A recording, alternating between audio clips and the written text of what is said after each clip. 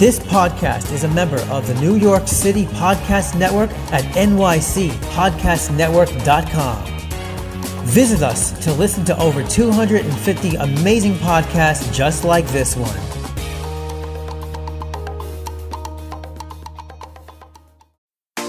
Japanese street style is some of the cutest and trendiest clothing in the world.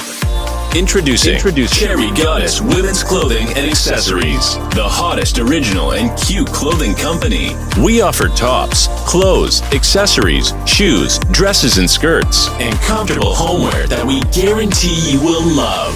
Cherry Goddess Women's Clothing, super cute Japanese style clothing.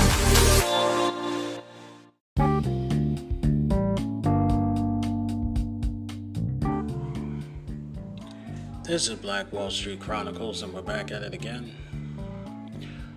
I'm your podcast host, Mr. Jeffrey Frazier, and today we're going to talk about the great Vince McMahon. Vince McMahon was the CEO of my favorite wrestling organization, the WWE. I was watching WWE as a kid. I have not been watching it in the last couple of years. Apparently, poor Vince McMahon had to resign because there was some alleged accusations from some woman. And there's alleged culture inside the WWE that protects sexual harassers. We're going to give him the benefit of the doubt because he hasn't been convicted of anything. So I'm going to talk about the life and his career. Because apparently he's caught up in some accusations where he had some hush money. So, before we get started, I have some announcements. I recently became monetized on YouTube.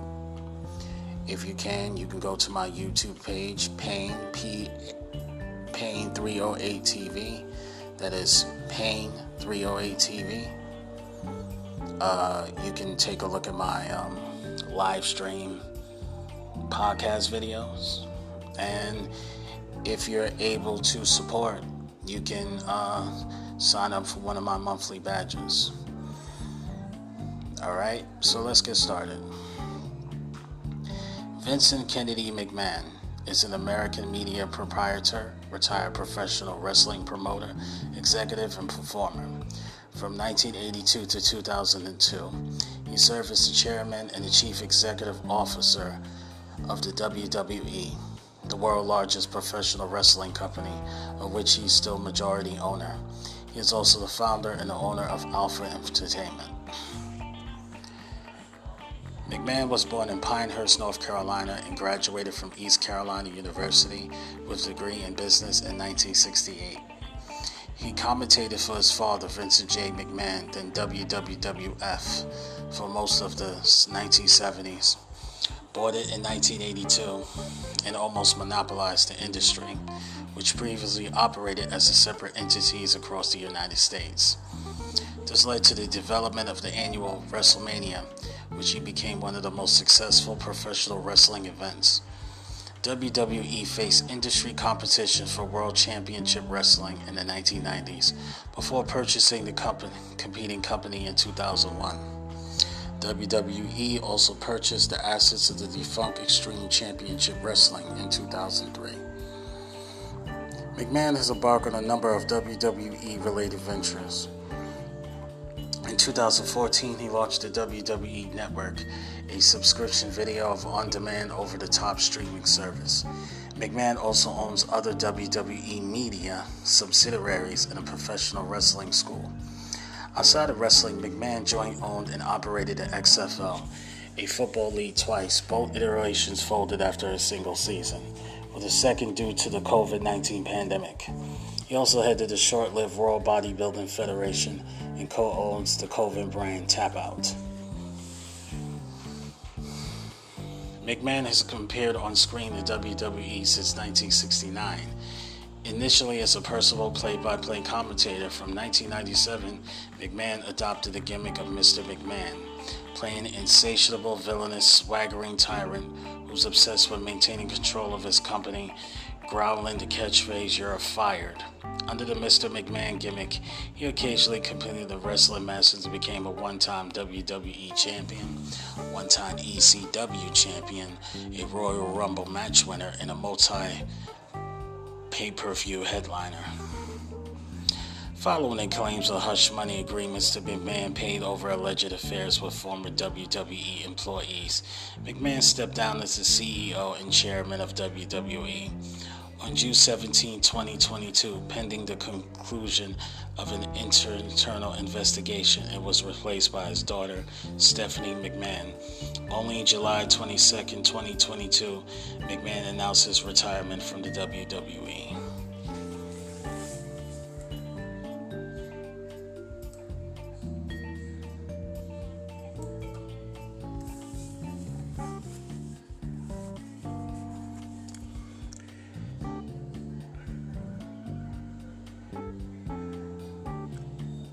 McMahon, Vincent Kennedy McMahon was born August 24, 1945 in Pinehurst, North Carolina, the son of Victoria and Vincent James McMahon.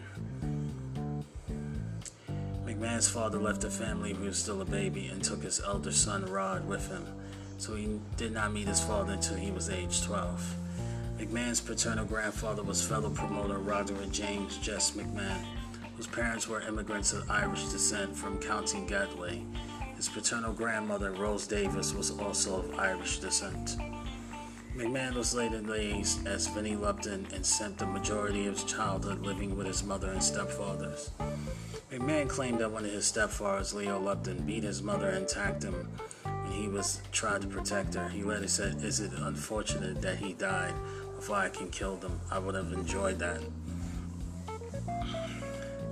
He attended Fishburne Military School in Waynesboro, Virginia, graduating in 1964. He is reported to have dyslexia. McMahon first met the promoter for Capital Wrestling Corporation, his father, Vincent J. McMahon. When 12 at that point, McMahon became interested in following his father's professional wrestling footsteps and accompanying him on trips to Madison Square Garden. McMahon wanted to be a wrestler, but his father did not allow him, explaining that promoters did not appear on the show and should stay apart from their wrestlers. In 1968, McMahon graduated from East Carolina University with a business degree after a nondescript career as a traveling salesman. He was eager to pursue a managerial role in his father's Worldwide Wrestling Federation promotion. In 1969, McMahon made his debut as an in-ring announcer for WWF's All-Star Wrestling. In 1971, he was assigned to small territory in Maine, where he promoted his first card. He later became the play-by-play commentator for television matches after replacing Ray Morgan in 1971, a role he regularly maintained until November 1997. In the 1970s, McMahon became a prominent force in his father's company and over the next decade assisted in fathering tripling TV syndication. He pushed for the renaming of the company to the World Wrestling Federation. The younger McMahon was also behind Muhammad Ali vs. Antonio Oki match in 1976. 1979, the younger McMahon and his wife Linda founded their own company, Titan Sports, which was incorporated the following year. And in 1982 acquired control of the CWC from his ailing father, who died in May 1984.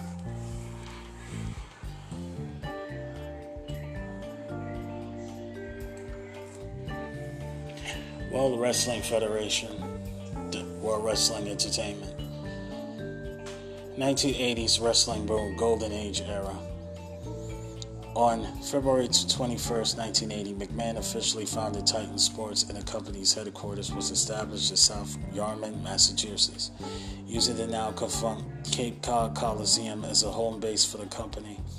McMahon then became chairman of the company, and his wife Linda became the co-chief executive. When he purchased the WWF Professional Wrestling, it was a business run by regional promotions.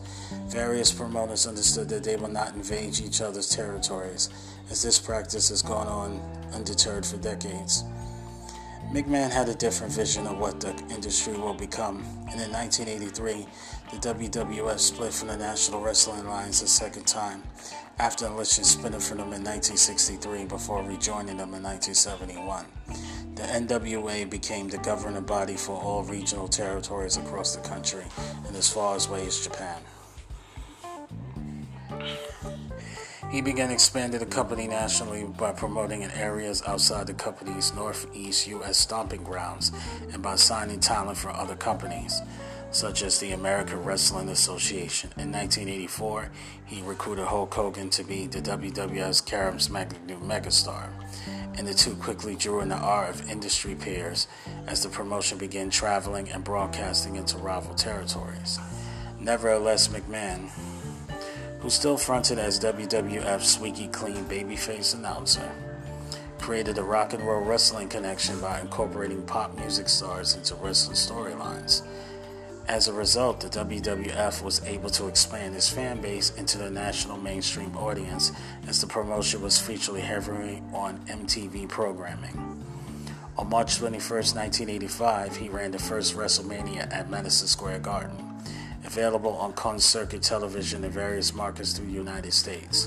McMahon's success of birthing WrestleMania in the 1980s had a significant impact on the 1980s professional wrestling boom during the Golden Age era. During the late 1980s, McMahon shaped the WWF into a sports entertainment brand that has reached out to family audiences while attracting fans who hadn't paid attention to pro wrestling before. By directing his storylines toward highly publicized supercards, McMahon capitalized on the fledgling revenue stream by promoting these events live on pay-per-view television. In 1987, the WWF reportedly drew 93,173 fans to the Pontiac Silverdome, which was called the biggest crowd in sports entertainment history for WrestleMania 3, which featured the main event of Hulk Hogan vs. Andre the Giant.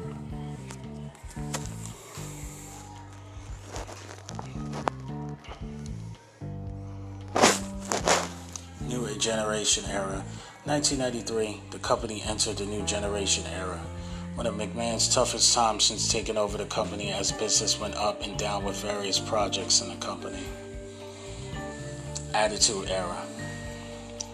After struggling against Ted Turner's World Championship Wrestling, McMahon cemented the WWF as the premier wrestling promotion in the 1990s, but initiated a new brand strategy that eventually returned the WWF to prominence.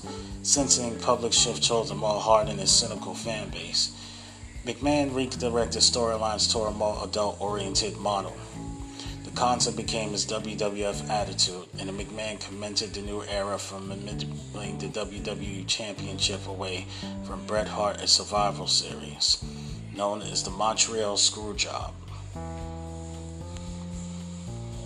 McMahon, who years has downplayed his ownership for the company, mostly known as a commentator, became involved with WWF storylines as the evil Mystic McMahon, who became a legendary feud with Stone Cold Steve Austin, who challenged his authority. As a result, the WWF slowly found itself back in national pop culture, drawing millions of viewers for its leaking Monday Night Raw broadcast, which rank amongst the most high-rated shows on cable television. In October 1999, McMahon led the WWF in the initial public offering of company stock. Also during the Attitude Era, the company embraced this period by incorporating foul language, graphic violence, and controversial stipulations such as bra and panties matches.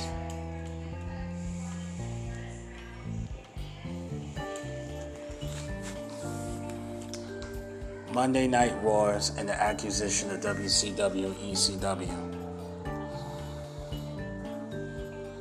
On June 24, 1999, McMahon appeared on the Nate Shite Show with Conan O'Brien Show, said he viewed Ted Turner as his rival, saying, "All I say about Ted is he's a son of a bitch. Other than that, he's probably not a bad guy, but I don't like him at all." McMahon came out later victorious against Ted Turner's Red Championship Wrestling in the TV ratings in the Monday Night Wars after the initial 84-week TV rating loss to WCW, and afterward acquired the fading World Championship Wrestling from Turner Broadcasting System, and March 23, 2001, with an end to Monday Night Wars. On April 1, 2001, Extreme Championship Wrestling filed for bankruptcy, leaving the WWF as the last major wrestling promotion at all time. McMahon later acquired the assets of ECW on January 28, 2003. In September 2020, the professional wrestling promoter, WWE Hall of Famer, and former WCW President Eric Bischoff revealed that during the period of Monday Night Wars and TV rating battles between the WWE and DCW, Vince was petitioning a lot for Ted. He was trying to embarrass Ted, trying to create some anxiety within the shareholders at Turner Broadcasting. Vince was trying to create some unrest and anxiety by being very, very critical about WCW. Whenever WCW, Vince will write these letters from the King's Court to Ted criticizing him, and WCW and the health and welfare of talent is saying it's gross, it's crap, it's all of this. Then he turned around and do the same thing a month later. None of us took those letters very serious, and it was pretty obvious what Vince was trying to do. We all just chuckled about it. In a conference call 2021, McMahon described the situation where rising tides, because that's when Ted Turner was coming after us with all the Time Warner's assets as well. In May 5, 2002, the World Wrestling Federation announced it was changing both its company name and the name of its wrestling promotion to WWE, after the company lost a lawsuit when initiated by the World Wildlife Fund over the WWF trademark. Shortly thereafter, the company transitioned into its Ruthless Aggression era. McMahon officially referred to the new era as Ruthless Aggression on June 24, 2002. This period still featured many similar elements to its predecessor, Attitude, including levels of violence, sex, and profanity, but there was less politically incorrect content, and the further emphasis on wrestling was showcased. In July 2008, all WWE programs shifted to TV PG ratings. McMahon also stated that Attitude Era 1990s and the early 2000s was a result of competition for WCW and forced the company to go for the jugular. Due to WCW's demise in 2001, McMahon says that they don't have to appeal the viewers in the same way, and during the far more scripted PG era, WWE could give the audience what they want in a far more sophisticated way. McMahon also stated that the move to PG cut the excess of the Attitude Era and ushered in new era of refined, compelling storytelling. McMahon had most say in the WWE company's creative decision. The move into the PG era made the promotion more appealing to corporate sponsors.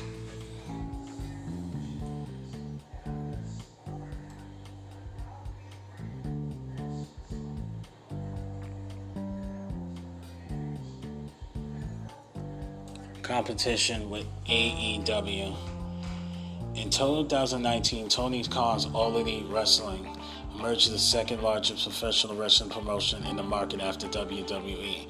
And during a conference call on July 25, 2019, McMahon announced a new direction for WWE, where he stated it would be more edgier, but still remain in the PG environment.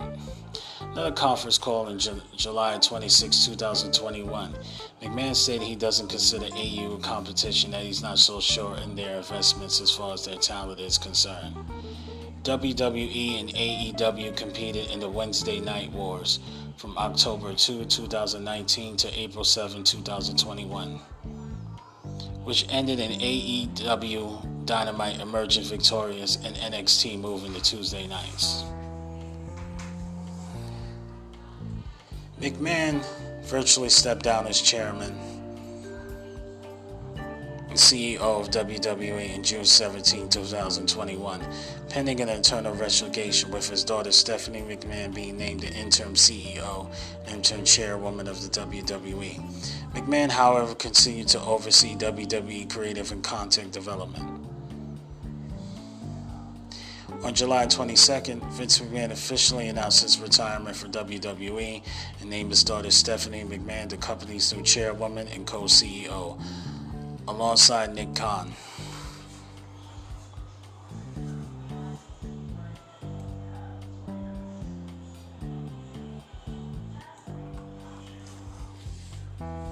Here's the other business dealings of Mr. McMahon. In 1979, Vince and Linda purchased the Cape Cod Coliseum and the Cape Cod Buccaneers of the Atlantic Coast Hockey League. In addition to pro wrestling and hockey, they began selling out rock concerts, including Van Halen, Rush, and non-summer months traditionally considered unprofitable due to lack of tourists. This venture led to the McMahons to join the International Association of Arena Managers, learning the details of arena business and networking with other managers through EM conferences, which Linda later called a great benefit to WWE's success. In 1990, McMahon founded the World Bodybuilding Federation organization, which folded in 1992. In 2000, McMahon again ventured outside the world of professional wrestling by launching the XFL, a professional American football league. The league began in February 2001, which McMahon making an appearance at the first game, but folded after one season due to low television ratings. This wasn't until January 25, 2018, when he announced his resurrection. The league filed for bankruptcy on April 13, 2020. On February 2014, McMahon helped launch the over-the-top streaming services called the WWE Network. In 2017, McMahon established Alfred Entertainment, a separate entity from WWE.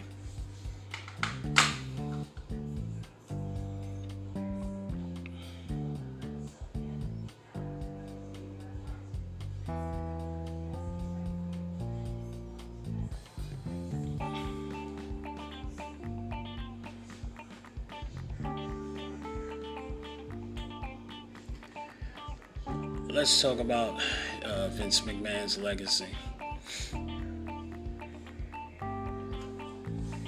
Vince McMahon is often described as the most influential person in professional wrestling history and having a large impact on television and American culture.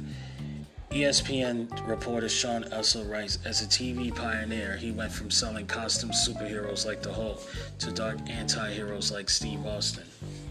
He helped give birth to a reality TV show by making himself a central character, and he launched The Rock into a movie career. No one in television can match his longevity.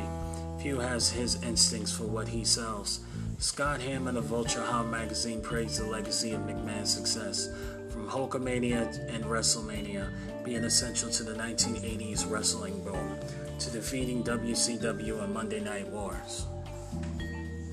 His daughter Stephanie McMahon credits him for creating the term sports entertainment and publicly acknowledging being essential to the 1980s wrestling boom to defeating WCW and Monday Night Wars.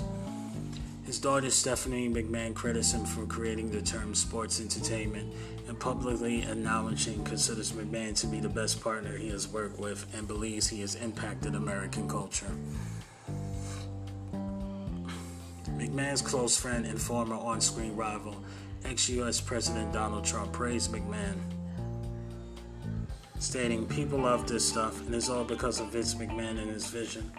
Promoter and former WWF manager Jim Cornette called McMahon the most successful promoter ever, stating, "If you could cross the genius of T.B. Barnum and Trump, you will get the love child that is Vince McMahon." Tony Carvel, the rival promoter of All Elite Wrestling, considers McMahon to be one of his idols. A former WCW president describes him as brilliant. M. Edison calls McMahon a marketing genius for attracting women and children to his product, but it says it came to expense of the bell-to-bell action, which is the reason most wrestlers got into the business. Cornette stated that all the wrestlers dislike him for breaking a code, that acknowledging that wrestling is predetermined, that fans who only watch during the Attitude Era will remember him, and that he will be criticized by modern fans saying being an old man that preside over a bland, boring product. Although Hammond praised McMahon for his success from the 1980s to 2000, he wrote that, from seemingly listening to the fans and pushing the talent that got the biggest reaction, to listening to himself, McMahon has therefore taken many wrong turns in recent years. Jon Moxley wrestled for WWE as Dean Ambrose, left the WWE in favor of the upstart AEW because WWE's creative process in 2019 and signaled out McMahon for being the problem. By 2022, Brian Alvarez of Wrestling Observer newsletter commented that wrestling has never been less popular due to dwindling views since McMahon purchased WCW. An article in Variety also blamed McMahon for the continuous decrease in ratings over the years and urged investors to hold him accountable. Other criticisms of McMahon include Arn Anderson and Bret Hart commenting that McMahon has minimalized tag team wrestling, which also recites steroids will always be part of his legacy because of his legal trial and the controversies that arose in the aftermath of Chris Benoit's death.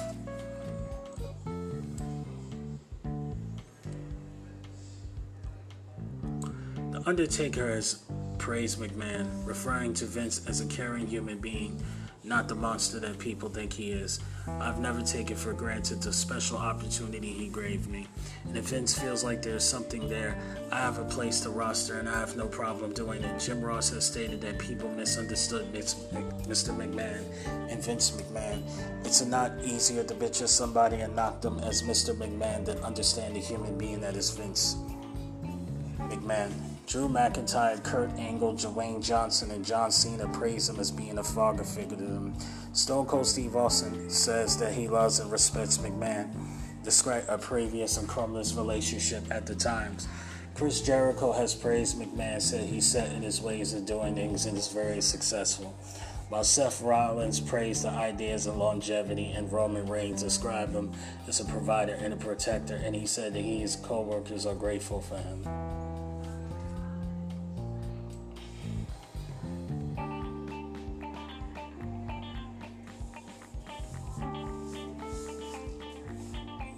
Yeah, I'm going to talk about his sexual misconduct allegations, and then I'm going to end the podcast episode.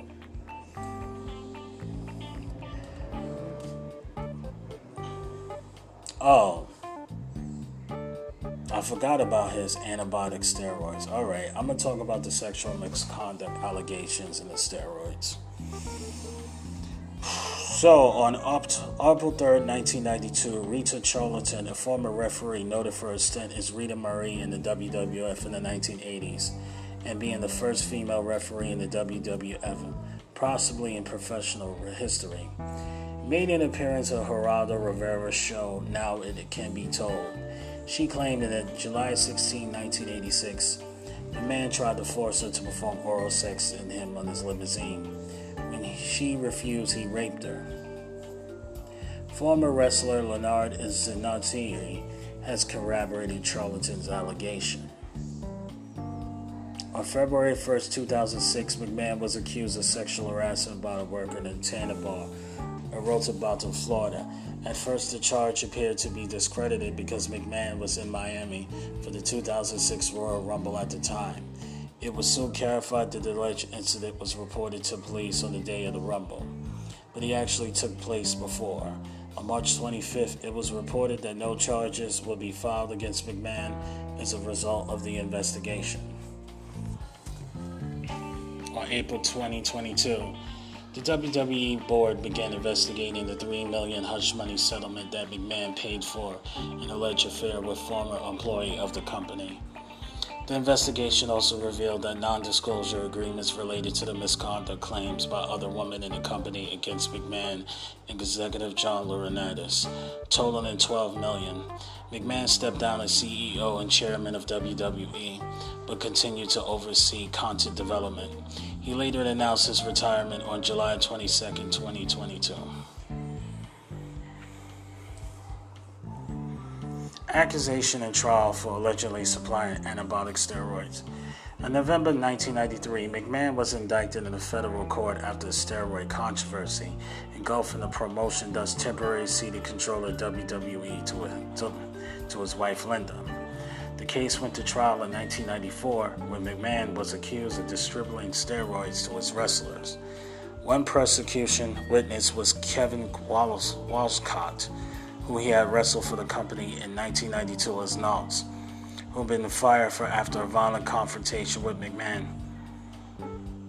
Wallazard testified that McMahon had ordered him to use steroids, but his credibility was called into question during his testimony as he made it clear that he hated McMahon. In July 1994, the jury acquitted McMahon of the charges. In July 6, 2021, promotion was announced to a new scripted television series called The United States of America vs. McMahon, centered around the case. The series is produced with a partnership of WWE Studios and Blumhouse Television and executive produced by McMahon, Kevin Dunn, and WWE executive producer and chief of global television distribution. I actually would love to see the television series of that case. Alright. Thank you for listening to my podcast. This is Jeffrey Frazier of Black Wall Street Chronicles, and I'm signing off.